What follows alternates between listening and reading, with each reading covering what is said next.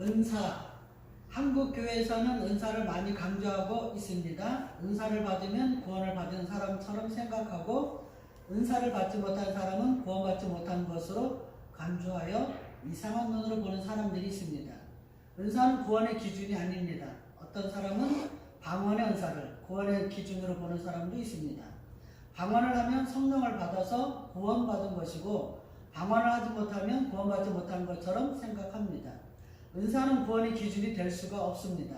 은사는 구원을 받았어도 받지 못할 수도 있고 구원을 못 받았어도 은사를 받을 수 있기 때문입니다. 그렇다면 우리가 자주 사용하고 있는 단어인 은사도 성경적으로 정확하게 정의할 필요가 있습니다. 은사가 무엇인지 깨닫고 은사라는 단어가 무엇인지를 알고 내가 사용한다면 신앙생활에 도움이 됩니다. 은사는 구원의 기준이 아니라는 것을 확실하게 알아야 합니다.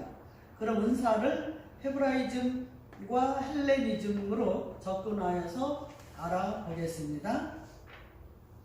헤브라이즘 관점에서 은사, 성경의 은사는 구약보다는 신약에 많이 나타나고 있습니다. 그래서 신약의 히브리어를 통해서 은사를 어떻게 말씀하고 있는지를 깨달아야 합니다. 고린도전서 12장 4절 은사는 여러 가지나 성령은 같고 라고 말씀합니다. 고린도 교회에는 많은 은사가 나타났습니다. 은사는 여러 가지로 나타나고 있지만 이 은사를 주시는 분은 성령 하나님이십니다. 여기에서 은사라는 단어가 마탄, 선물, 예물이라는 뜻입니다. 이 단어는 나탄에서 왔는데요. 주다, 베풀다, 채워주다라는 뜻에서 유래되었습니다.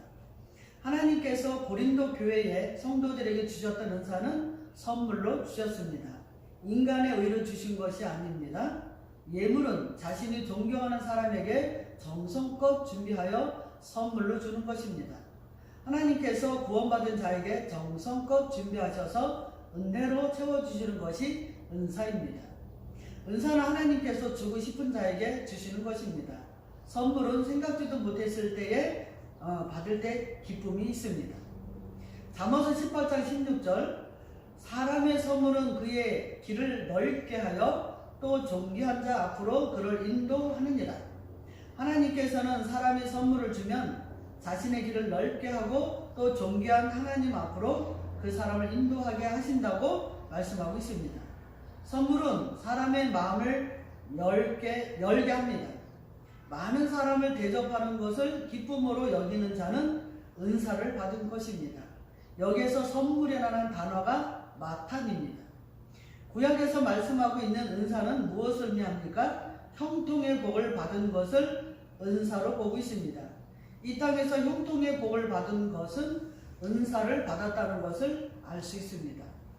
잠언서 11장 10절 의인이 형통하면 성읍이 즐거워하고 악인이 패망하면 기뻐 외치느니라. 하나님은 의인이 형통하면 성읍이 즐거워하고 악인이 패망하면 기뻐한다고 하셨습니다.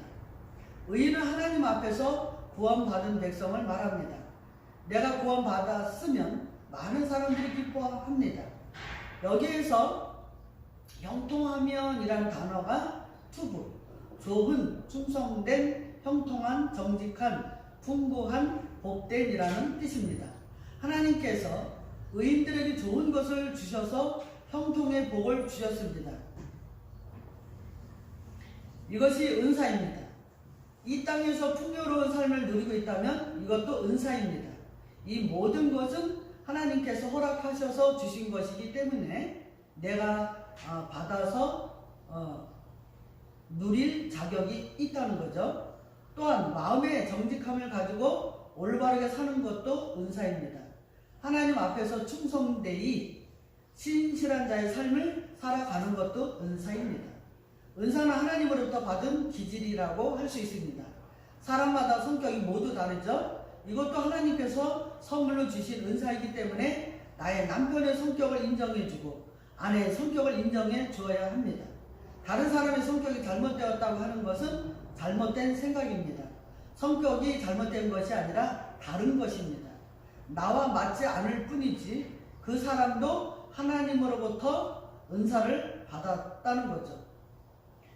은사는 구원과는 다르기 때문에 은사와 구원을 혼돈해서는 안 됩니다. 이 땅에서 살아갈 때에 어떤 사람은 부자로 살고 어떤 사람은 가난하게 살 수도 있어요. 이것도 은사이기 때문입니다. 그래서 부자인 사람이 가난한 사람을 무시하거나 얕잡아 봐서는 안 됩니다. 또한 가난한 자가 부자를 비난하거나 욕해서도 안 됩니다. 이것도 하나님께서 각자에게 주신 은사이기 때문입니다. 그럼 이제 우리는 하나님께서 나에게 구원의 은혜를 주셨으니 하나님께서 주신 은사를 선물로 받아서 누려야 합니다.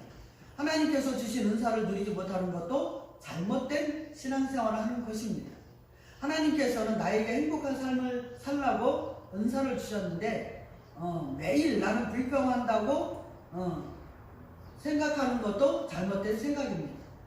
은사를 하나님께서 나에게 맡겨주셨다고 생각하는 그 순간 나는 인생에서 가장 즐겁고 행복한 삶을 살고 있는 것입니다. 자, 헬레니즘 관점에서 은사는요, 우리는 은사라는 것이 헬라어로는 어떻게 사용되었는지를 알아야 합니다. 히브리어와 헬라어를 같이 알게 되므로 은사에 대해서 다시 생각하게 됩니다.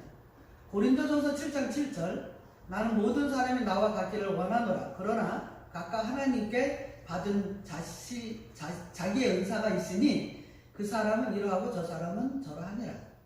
사도 바울은 모든 사람이 자신과 같기를 원한다고 했습니다. 그러나 모든 사람들이 하나님께 받은 자기만의 은사가 있으니 각 사람들은 다를 수밖에 없다고 말씀하고 있습니다.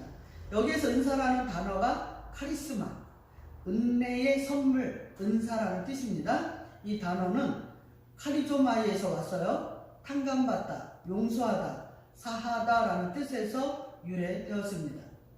헬라 개념의 은사도 값없이 선물로 받은 것이 은사입니다.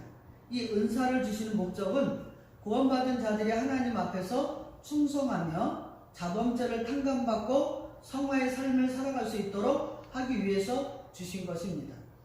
은사는 구원받은 자가 받으면 겸손히 하나님을 섬길 때에 사용하게 됩니다. 하지만 구원받지 못한 자가 은사를 받으면 교만하게 사용합니다. 야고보서 1장 17절 온갖 좋은 은사와 온전한 선물이 다 위로부터 빛들의 아버지로부터 내려오나니 그는 변함도 없으시고 회전하는 그림자도 없으시니라. 온갖 좋은 은사와 온전한 선물은 모두가 하늘로부터 내려오게 됩니다. 하나님은 선택받은 자들에게 은사를 주셔서 하나님을 깨닫고 주님을 섬길 수 있도록 하십니다. 여기에서 은사라는 단어가 도시스, 선물, 주는 것이라는 뜻입니다. 이 단어가 디도미에서 왔어요. 주다, 허락, 때다, 타고나다 라는 뜻에서 유래되었습니다. 은사를 주시는 분도 하나님이십니다. 구원받은 모든 사람에게 신령한 은사를 모두 주시는 것이 아니라 모든 사람은 하나님으로부터 하나의 은사는 받아서 태어났어요. 한 가지씩 다 가지고 태어났다는 거죠. 현재 자신이 가지고 있는 은사가 무엇인지 알지 못할 뿐이죠. 은사는 하나님께서 선물로 주신다는 것을 알아야 합니다. 은사는 하늘로부터 내려오는 선물입니다.